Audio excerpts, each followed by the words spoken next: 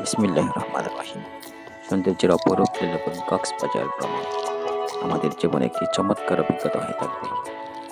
আমরা কয়েকজন বন্ধু মিলে পরিকল্পনা করেছিলাম একদিনের একটি ভ্রমণের। চকরিয়া থেকে যাত্রা শুরু করে আমাদের গন্তব্য হবে রামোসিনা নিবাস ও কক্সবাজারের ইনানি সৈকত। আমরা ভোরের নরম আলোতে আমাদের যাত্রা শুরু হয়।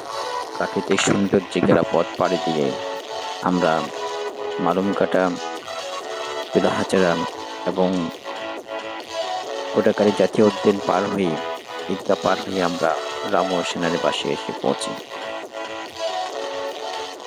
সেনানিবাসের শৃঙ্খলাবদ্ধ পরিবেশ এবং চারপাশের গাছপালার সতেজতা আমাদের মনকে প্রশান্তি দেয়। কিছুক্ষণ সময় কাটানোর পর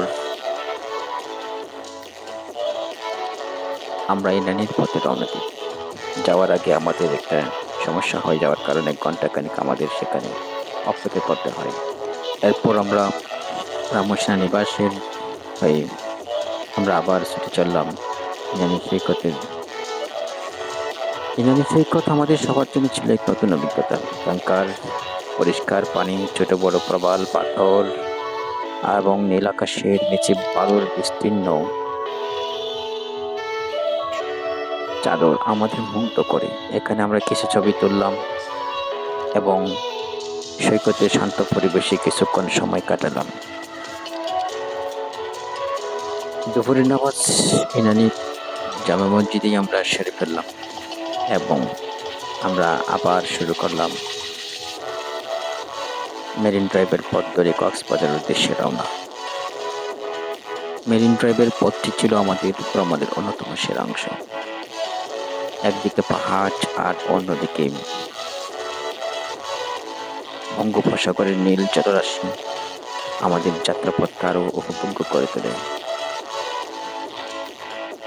রাস্তার বাঁকে বাঁকে প্রকৃতির মায়াবী সৌন্দর্য উপভোগ করতে করতে ইনানি ব্রিজ পার হয়ে আমরা হিমছড়িতে পৌঁছলাম।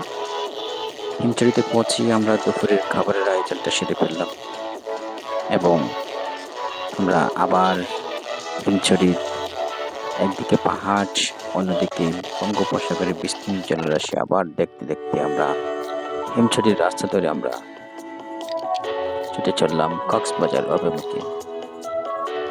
আমাদের গন্তব্য হচ্ছে কক্সবাজার ডলফিন মোড় থেকে সুগন্ধা বিচ পর্যন্ত।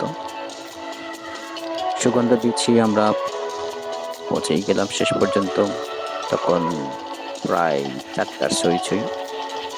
সুগন্ধা সৈকতে পৌঁছে আমরা আসরের নামাজটা পড়ে নিই এবং নামাজের পরে আমরা সমুদ্রের ঢেউয়ের মধ্যে গোসল করি। ঢেউয়ের সঙ্গে খেলায় আমাদের মন নতুন করে শক্তি ফিরে আসে। চারপাশের মানুষের উল্লাস এবং সমুদ্রের গর্জন আমাদের মনে চিরস্মরণীয় একটি স্মৃতি তৈরি করে। সৈকতে বসে আমরা একসঙ্গে অনেকক্ষণ সময় উপভোগ করি, সুযোগ করে ফেরা করি। বিকেল গড়িয়ে যখন সন্ধ্যা, তখন আমরা কক্সবাজার থেকে চকরিয়ার পথে রওনা দিই। আমাদের ফেরার পথে আমরা কুরুশকুল হয়ে চকরদন্ডি এবং ঈদগাহ দিয়ে কুরুশকুলের বাঁধগুলিতে প্রকৃতির অপূর্ব সৌন্দর্য আমাদের মুগ্ধ করে। ঈদগাহ এলাকায় আমরা স্থানীয় বাজার থেকে কিছু ফলমূল কিনে এবং ধীরে ধীরে চকরিয়া পৌঁছাই। এই ভ্রমণ আমাদের জন্য এক অনন্য অভিজ্ঞতা হয়ে থাকে। প্রকৃতির অপার সৌন্দর্য এবং বন্ধুত্বের বন্ধন আমাদের জীবনে চিরস্মরণীয় হয়ে থাকবে।